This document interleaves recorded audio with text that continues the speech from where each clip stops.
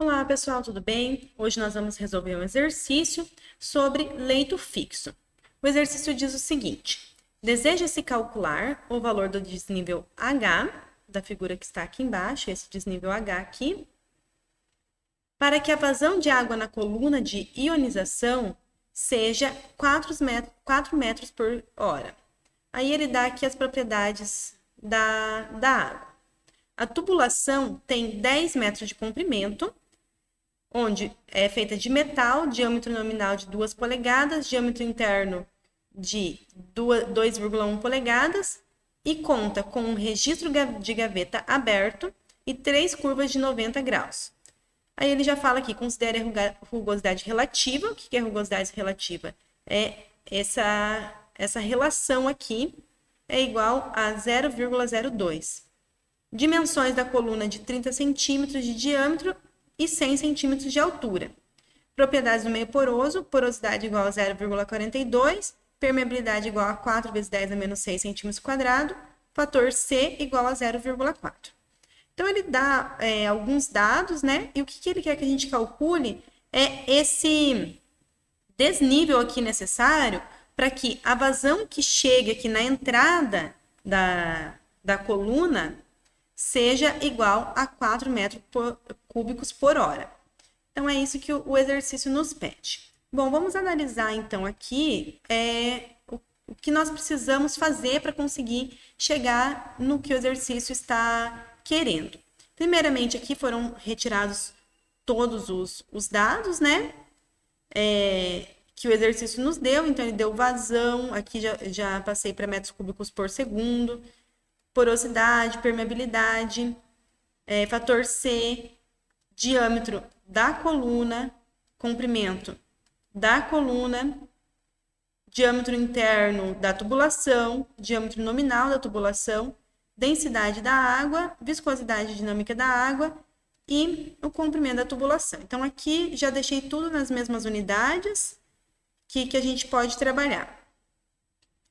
Então, o que nós vamos ter que fazer, né? Ele está pedindo, então, qual que é esse desnível H para que a gente possa ter aquela vazão chegando, entrando aqui na coluna, naquele valor, né? Para isso, o que nós precisamos utilizar? Nós precisamos lá relembrar do balanço de energia que vem lá da equação de Bernoulli ou Bernoulli, como vocês quiserem.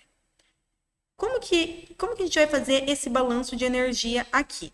Nós vamos fazer da seguinte forma. Nós sabemos que Z1, quem que é o Z1? Seria essa altura aqui no ponto 1, mais velocidade ao quadrado no ponto 1 sobre 2G, mais pressão no ponto 1 sobre ρg, vai ter que ser igual ao quê? Vai ter que ser igual ao Z2, que seria esse segundo ponto aqui, mais velocidade ao quadrado aqui nesse segundo ponto, sobre 2G, mais a pressão aqui nesse segundo ponto sobre ρg.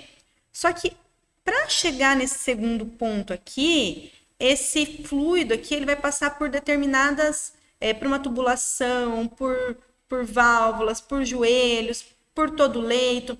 Então, nesse caso aqui, esse fluido ele vai ter que vencer uma certa perda de carga aqui. Então, por isso, desse lado da equação aqui, onde a gente passou por todo esse caminho, fluido aqui, a gente vai ter que levar em consideração que a perda de carga na tubulação e a perda de carga no leito, certo? Então, agora aqui, analisando essa equação aqui, o que nós temos? Que a velocidade em 1, nós podemos considerar que ela é igual à velocidade em 2. Então, se a gente faz esse ΔV aqui, ele vai se anular, né? Vai dar zero. Então, por quê? A gente vai considerar que essa velocidade aqui é nesse ponto aqui já no tanque, né? Não é exatamente na saída aqui da coluna. Vamos considerar que já é aqui no tanque para facilitar isso daí para a gente. Tá bom? Aí, o que mais que a gente pode considerar aqui? Que a pressão em 1 também é igual a pressão em 2, que é igual a pressão atmosférica, porque aqui está aberto para a atmosfera, aqui também para a atmosfera. Então, esses termos aqui, P1 e P2, eles vão se anular. Quando a gente fizer passar esse Z2 diminuindo para o lado de cá, ele vai dar uma diferença de Z1 menos Z2. Então, Z1 menos Z2 é exatamente esse H que a gente deseja calcular, ok? Então, fazendo isso, né, o que a gente tem aqui? Nós temos que o V1 e o V2, eles vão se anular, são iguais. Temos que o P1 e o P2 também são iguais, vão se anular, ok? Então, a gente vai sobrar aqui, ó, se a gente passar esse Z2 para o lado de cá, vai ser Z1 menos Z2 é igual a LWF sobre G mais LW sobre G. Como Z1 menos Z2 é exatamente essa altura que a gente deseja determinar, então essa altura vai ser dada por isso daqui, LWF sobre G mais LW sobre G. Então, é isso que nós temos que calcular para entrar nessa altura.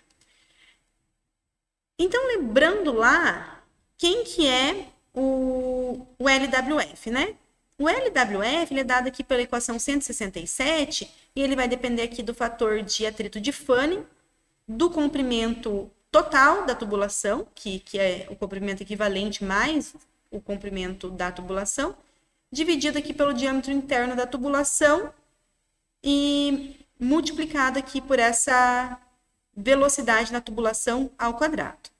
Então, vamos lá. Onde que a gente vai obter esses dados de comprimento equivalente aqui dos acidentes ali na tubulação? A gente tem tabelas para isso. Eu peguei uma tabela lá do Cremasco. Então, aqui, a gente vai ter uma válvula gaveta aberta e 3 curvas de 90 graus. Então, a gente entra lá na tabela do Cremasco. Nós vamos ter aqui uma válvula gaveta aberta. Então, aqui, um registro gaveta ou válvula gaveta aberto, né? A gente vem aqui no material que o exercício nos deu, que é metal, e acha aqui o diâmetro equivalente dele, diâmetro equivalente não, comprimento equivalente dele, já dado em metros, né? Que a tabela diz que o comprimento equivalente é dado em metros, só que o diâmetro nominal é que é dado em polegadas. Então, como o exercício disse que o diâmetro nominal é 2 polegadas, então esse comprimento equivalente do registro gaveta é 0,4 metros. Já para as curvas de 90 graus, a gente vem aqui também, material metal, e vamos aqui nesse diâmetro equivalente diâmetro nominal da curva de 90 graus igual a 2 polegadas, e viemos aqui e pegamos esse comprimento equivalente igual a 0,9 metros, que a tabela nos dá em metros. Então, a gente vem aqui, coloca esses dois valores, como a válvula gaveta é uma só, é 0,4 metros. Como a curva de 90 graus nós temos 3, então a gente multiplica 3 vezes 0,9. Vamos obter ali um total de comprimento equivalente, somando esses dois aqui, igual a 3,1 metros. Qual que vai ser, então, o L total? O L total vai ser a soma do comprimento equivalente mais a soma do comprimento da tubulação. Esse é o L total que a gente deve levar em consideração aqui nessa equação de comprimento de perda de carga na tubulação. Agora, nós precisamos o quê? Encontrar esse fator de atrito aqui, de Fanning. Nós vamos encontrar ele por um diagrama de Moody que relaciona ele com o Reynolds e com a rugosidade relativa. O Reynolds nós vamos calcular ele levando em consideração a densidade do fluido, a viscosidade do fluido, a velocidade que o fluido passa na tubulação, então vai levar em consideração o diâmetro interno da tubulação. Então, qual que vai ser essa velocidade? Essa velocidade ela vai ser dada em relação ao diâmetro interno da tubulação. Então, a gente vai fazer lá 4 vezes a vazão dividido por π vezes o diâmetro interno ao quadrado. Então, dessa forma, a gente obtém essa velocidade na tubulação igual a 0,5 metros por segundo. Coloque isso daqui na equação de Reynolds, né? Utilizando densidade, utilizando tudo nas unidades correspondentes ali para obter Reynolds adimensional. Nós vamos obter aqui que Reynolds é aproximadamente, se a gente converter aqui para vezes 10, converter não, né? Trazer essas casinhas aqui decimais para cá, a gente vai ter que isso aqui é aproximadamente 2,6 vezes 10 elevado a 4, ou 2,7 vezes 10 elevado a 4.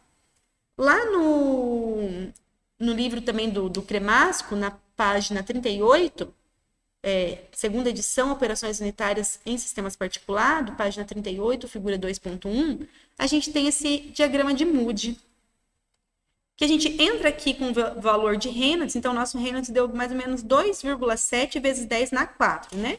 Aqui a gente começa com essas casas de vezes 10 na 4 e vem aqui 2,7.